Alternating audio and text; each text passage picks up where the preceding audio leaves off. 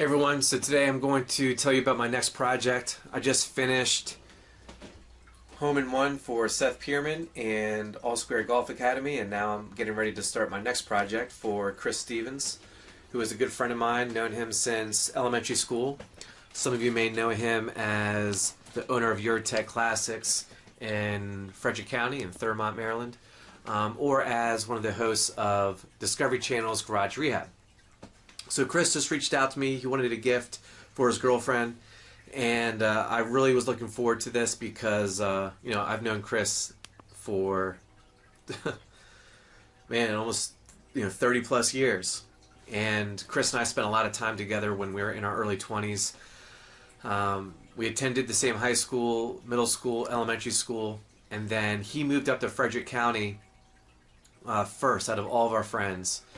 And he started his own business with his brother. And shortly after he moved up to Frederick County, one of my best friends, RJ, and I followed him up here, and I've been living up here for the last 13 years. But again, in our early 20s, Chris and I and RJ and some other friends, a lot of other Chris's, we hung out together almost every Friday, Saturday, and Sunday. So I spent a lot of time together.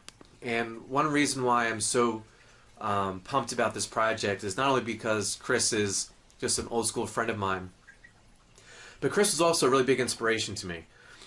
And I've always set really big goals for myself ever since I was a little kid. But when I saw Chris on TV, that completely blew my mind. It completely opened up my eyes to possibilities that I never quite considered. And it was just a reminder that, to never put a limit on your dreams or your goals or what's possible. And that was just incredibly inspiring to see that. So when he reached out to me, I'm going to spin this camera around for a second so you can see my reference page. When he reached out to me, I asked him if he had any ideas in particular. So this is the image that he sent me. This is a picture of Chris and his girlfriend. This is somewhere in Maine. And when I was first looking at this image, I was really having some difficulty, honestly, trying to figure out how I wanted to work with this, because when I first look at this, there's some competing elements to this picture. So in the foreground here, we have a lot of different colors. It's much more vibrant. And then even though there's a really serene and peaceful and beautiful natural landscape in the background, it's kind of competing with this. They don't really jive together, for lack of a better word. From the top, it's very serene, very natural, same blues and grays, same color palette. And then in the foreground, it's completely different. You have much more vibrant colors, a wide variety of colors, and even though these are centered, and the way that I cropped this initially, because this is a 3:4 ratio, if I wanted to use a 24:36, at the time I didn't want to lose this because this is beautiful. But at the same time, it's your eyes are drawn down here, and this is kind of an afterthought to me. So they're almost like two completely separate images. That's the way I look at it, at least. So I've been really struggling to figure out how I want to approach this. And to me, the focal point is down here. And to me, that is more exciting to paint. It's also more personal to what Chris and his girlfriend are experiencing. And this is more of a generic landscape, which doesn't appeal to me. I don't like generic anything, or generic paintings in particular. So I wanted something that's different. I wanted something that had more color and pop to it. So I was trying to figure out a way that I could figure out a way to do something with this background. And I was like, what if I just completely eliminated this current background and replaced it with something else? Well, I still wanted it to be something related to Maine, because obviously this was a very important trip that the two spent together, and I wanted to capture Maine in some capacity, but I just didn't know what that was going to be. So well, obviously these beer cans matter to them.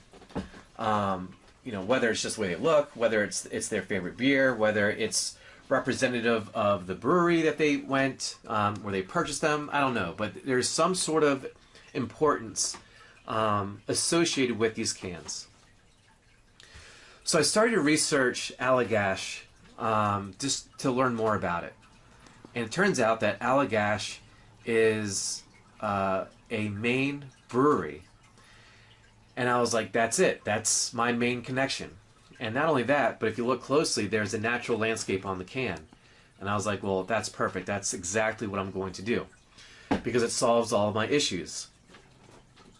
So instead of this, even though this is a very beautiful natural landscape of the Maine beach and the Atlantic Ocean, I'm going to replace that with this design and this beer can logo, essentially. So I'm going to have the really vibrant yellow and the dark blues of the mountains and the evergreen trees and the river here. And that's going to be the background. And then Chris and his girlfriend's hands are going to be in front of that. Now, to take this a step further, that is going to be duplicated on the can that Chris is holding. So essentially the painting is going to be the Allagash white beer can, but I'm going to modify it to include their hands holding the beer cans. And then again, on this beer can, it's going to have the same image, and it's going to be repeated to infinity. So it's going to be identical to the Land O'Lakes box, where you have the Native American woman and she's holding the box in her hands, and then it's just constantly repeating itself into infinity. That's the same exact idea.